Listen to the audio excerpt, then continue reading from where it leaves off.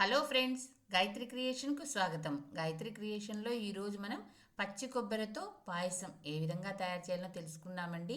ఎప్పుడు శనగబెళ్ళ పాయసం, పెసరపప్పు పాయసము, సగుబియ్యం పాయసమే కాకుండా పచ్చి కొబ్బరితో కూడా మనము ఇలా వెరైటీగా చేసుకుందాం. ఇంటికి బంధువులు వచ్చినప్పుడు త్వరగా మనం ఈ పాయసాన్ని తయారు చేసి పెట్టచ్చు. లేదా మనకు స్వీట్ తినాలన్నప్పుడు కూడా ఈ పాయసాన్ని మనం తయారు చేసుకోవచ్చు. దీనికి తక్కువ ఇంగ్రీడియంట్స్ పడుతుంది, త్వరగా అవుతుంది. అవేమంటే పచ్చి కొబ్బరిని తీసుకున్నాను, తురిమింది. అలాగే 1 స్పూను బియ్యం. పచ్చి కొబ్బరి అంటే పచ్చి కొబ్బరిని ఇలా తురిమి పెట్టుకోవాలండి. ఇది మిక్సీ కన్నా వేసుకోవచ్చు, లేదా తురుముకోవచ్చు.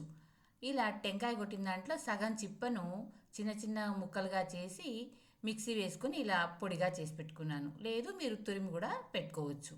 అలాగే రుచికి తగినంత చక్కెరను తీసుకోవాలి. అది మీ తీయదనాన్ని బట్టి ఉంటుంది. చక్కెర తీసుకోవచ్చు, లేదా బెల్లం కూడా తీసుకోవచ్చు.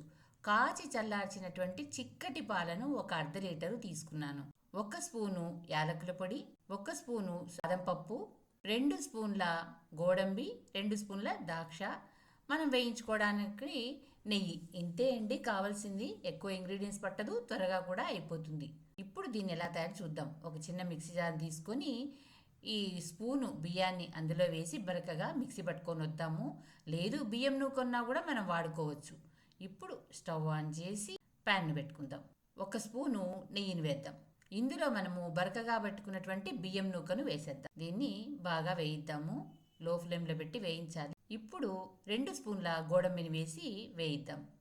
అలాగే 2 స్పూన్ల ఎండు ద్రాక్షను కూడా వేయిద్దాము. ఇవి దోరగా వేయగాలండి, ఏది మాడిపోకూడదు. ఇలా దోరగా వేయించాలి.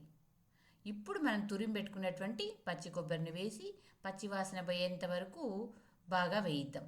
మనము కాచి చల్లార్చి పెట్టుకున్నటువంటి పాలను వేసి బాగా కలుపుతామండి. మొత్తం పాలనంతా వేసేసి బాగా కలపాలి. అడుగంటకంట కొబ్బరి కాబట్టి ఇది అడుగంటుతుంది. కాబట్టి మనం అక్కడే ఉండి దీన్ని నిదానంగా కలుపుతూ ఉండాలన్నమాట. ముందుగా మీకు మాట, నా ఛానల్లోని కథలు మరియు వంటలు మీకు నచ్చినట్టయితే ఓ లైక్ చేయండి. మీ బంధువులకు, స్నేహితులకు, తెలిసిన వాళ్లకు షేర్ చేయండి. మరిన్ని టేస్టీ వంటల కోసం, మరిన్ని మంచి మంచి కథల కోసం గాయత్రి క్రియేషన్ను సబ్స్క్రైబ్ చేసుకోండి. ఇలా నిదానంగా కలుపుతూ ఉండాలి. అడుగంటకుండా జాగ్రత్తగా చూసుకోవాలి. ఇప్పుడు మనము తగినంత చక్కెరను వేసుకుందామండి. అది మీ తీయదనాన్ని, రుచిని బట్టి వేసుకుందాం. నేను కొంచెం వేసుకుంటున్నాను. అది కరిగిన తర్వాత మళ్ళీ రుచి చూసి మిగిలింది వేసుకుంటాను. ఇలా కలుపుకోవాలి మనం. ఇలా అంతా కలుపుకున్న తర్వాత కొద్దిగా రుచి చూద్దాం. మీకు తీపి సరిపోతే సరి, లేకపోతే కొంచెం వేసుకోండి. నాకు కొంచెం తక్కువ అనిపించింది. మిగిలిన చక్కెరను కూడా వేసేసి బాగా కలుపుకుంటున్నాను. ఇప్పుడు 1 స్పూను యాలకుల పొడిని వేసి బాగా కలిపేద్దాం. ఇంతేనండి. ఇది పాలు, మనం పోసిన పాలు సగం వరకు కావాలి. అంతవరకు మనము దీన్ని మరిగించుకొని సర్వింగ్ బౌల్లోకి తీసుకోవడమే. ఈ పాయసం తయారు చేయడం చాలా ఈజీ, చాలా టేస్టీ కూడా ఉంటుంది. మనం పోసిన పాలు సగం వరకు అయిపోయినాయండి. అంటే చిక్కగా వస్తుందన్నమాట.